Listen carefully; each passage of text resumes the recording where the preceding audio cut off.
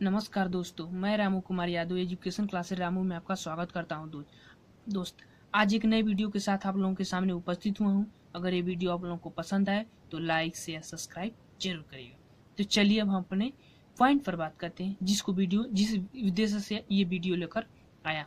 तो देखिए, जीवन कौशल का जो मैं एक सीरीज चला रहा था पढ़ाने के लिए, उसका मैंने जो जीवन कौशल के बारे में जो पॉइंट थे उसको पढ़ा दिया हूँ।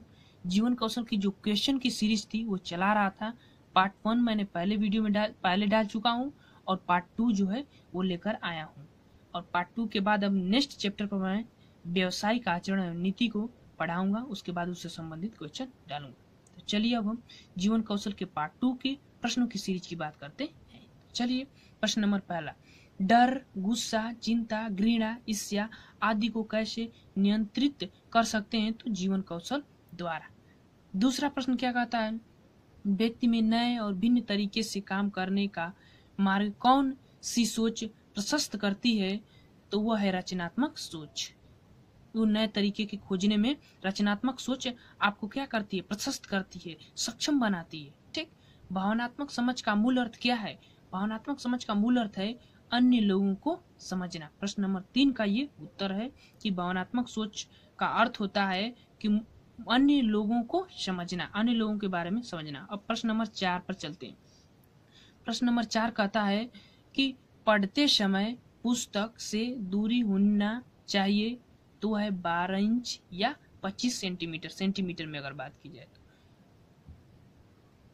अब प्रश्न नंबर 5 पर चलते हैं। शिक्षा का कार्य मानव को सुसंस्कृतिक बनाता है, यह कथन है श्री अरविंद घोष का।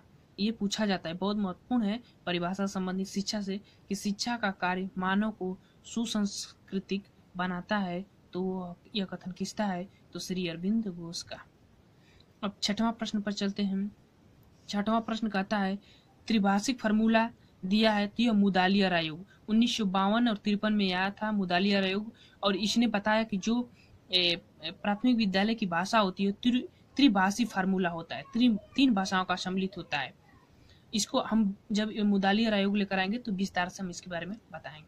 अब चलिए आगे। 7वां प्रश्न कहता है कि भावनात्मक समझ से विकसित होने वाला व्यवहार क्या है? सकारात्मक व्यवहार। भावनात्मक समझ से विकसित होने वाला जो व्यवहार है वह सकारात्मक व्यवहार होता है। ठीक। 8वें प्रश्न पर चलते हैं। बालक की प्राथमिक पाठशाला कहलाती है क्या? परिवार। बालक पहले परिवार से ही सीखता है, उसके बाद समाज से सीखता है, फिर उसके बाद विद्यालय में जाता है। तो बालक की प्रथम पाठशाला कौन है, यानी प्रथम या प्राथमिक पाठशाला? तो परिवार है। प्रश्न नंबर 9, विद्यालय में अभिलेख कितने प्रकार के होते हैं? तो 5 प्रकार के। इसका हम विस्तृत से बात जब विद्यालय अभिलेख हेडिंग लेकर आऊंगा तो उसमें हम बात करूंगा आगे। अब चलिए आगे। 10वां प्रश्न कहता है, दूसरे व्यक्तियों की अनुभूतियों एवं परेशानियों को समझना क्या कहता है? समानुभूति। मतलब जब आप दूसरे व्यक्ति की अनुभूतियों एवं परेशानियों को समझते हैं तो वह एक समानुभूति का अर्थ प्रदान करता है। मतलब अपने समान समझना, समानुभूति का मतलब यही होता है।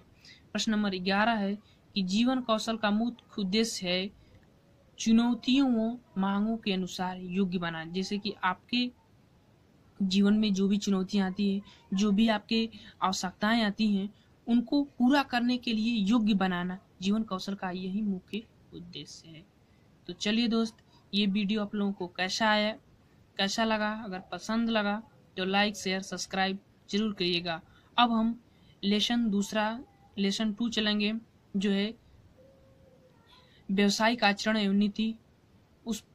उससे पहले मुख्य पॉइंट को बात करेंगे, फिर उसके बाद प्रश्नों की सीरीज उस चैप्टर का चलेंगे।